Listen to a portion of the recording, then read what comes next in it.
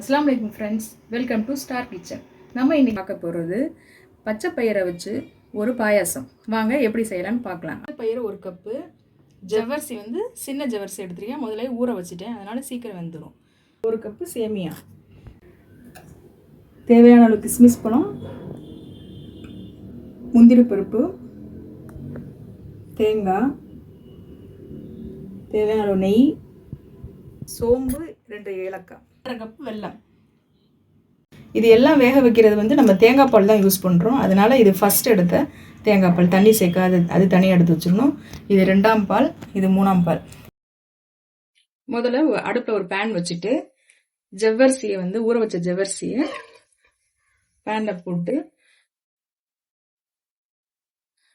அது 3ஆவது எடுத்த தேங்காய் பாலையும் இந்த 2ஆவது எடுத்தோடனே அந்த தேங்காய் பாலையும் சேர்த்து நல்லா பாயில் பண்ணணும். மூடி வச்சு பாயில் பண்ணணும்.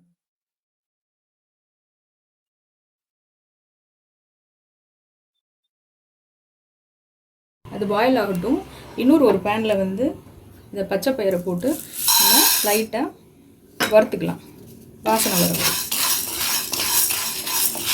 அந்த பச்சை பயிர் எடுத்துட்டு ஒரு 1/2 ஸ்பூன் நெய் ஊற்றி சேமியாவை வறுத்து எடுத்துக்கணும்.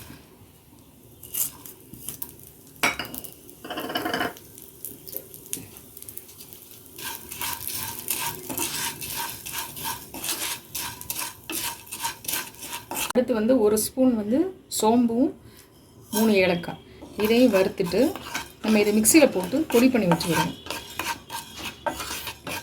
இப்போ தேங்காய் போட்டு வறுத்துடணும். இது கோல்டன் ப்ரௌன் கலர் வந்தோன்னு எடுத்துக்கலாம்.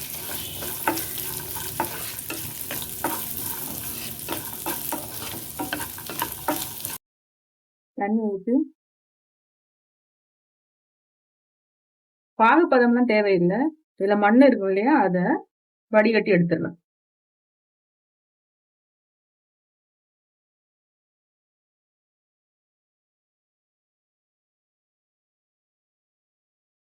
இது நல்லா கரைஞ்ச உடனே நம்ம வடிகட்டி அதை தனியாக எடுத்து வச்சிடலாம்.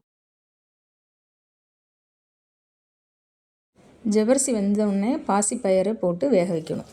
இந்த பாசிப்பயிர் 3/4 பாதம் வெந்தால் போதும். அதுக்கப்புறம் நம்ம சேமியாவை சேர்த்து அதையும் வேக வச்சிடலாம்.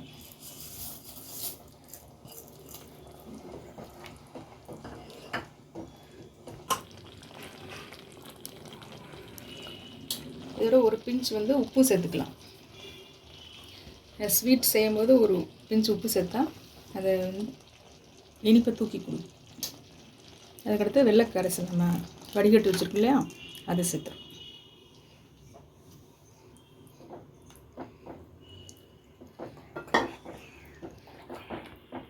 இது நல்லா மிக்ஸ் பண்ணிவிட்டு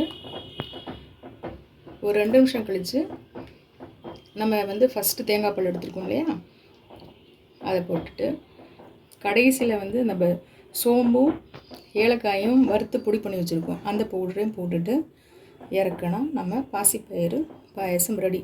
ஃப்ரெண்ட்ஸ், இது கட்டாயமாக உங்கள் வீட்டில் செஞ்சு பாருங்கள். ரொம்ப ஹெல்த்தியான டிஷ்ஷு. அதுவும் நம்ம தேங்காய் பால்லே இது செய்கிறதுனால ரொம்ப டேஸ்ட்டாக இருக்கும்.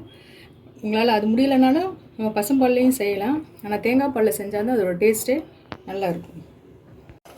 ஒரு 1/2 ஸ்பூன் இந்த சோம்பு ஏலக்காய் அதை வறுத்து பொடி பண்ணது அதை சேர்த்துட்டு மிக்ஸ் பண்ணிவிட்டு, இந்த பொடி போட்டால் தான் ரொம்ப டேஸ்ட்டாக இருக்கும். கடைசியில் நம்ம தேங்காய் பால் ஃபஸ்ட் எடுத்தோம் இல்லையா,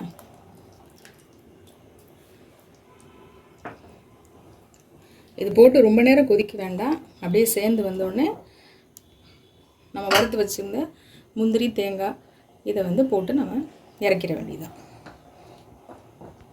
லாஸ்ட்டில் முந்திரி தேங்காய் போட்டு இறக்கிறோம். ஃப்ரெண்ட்ஸ், இது கண்டிப்பாக செஞ்சு பாருங்கள். லைக் பண்ணுங்கள், ஷேர் பண்ணுங்கள், கமெண்ட் பண்ணுங்கள், சப்ஸ்கிரைப் செய்ய மறந்துடாதீங்க.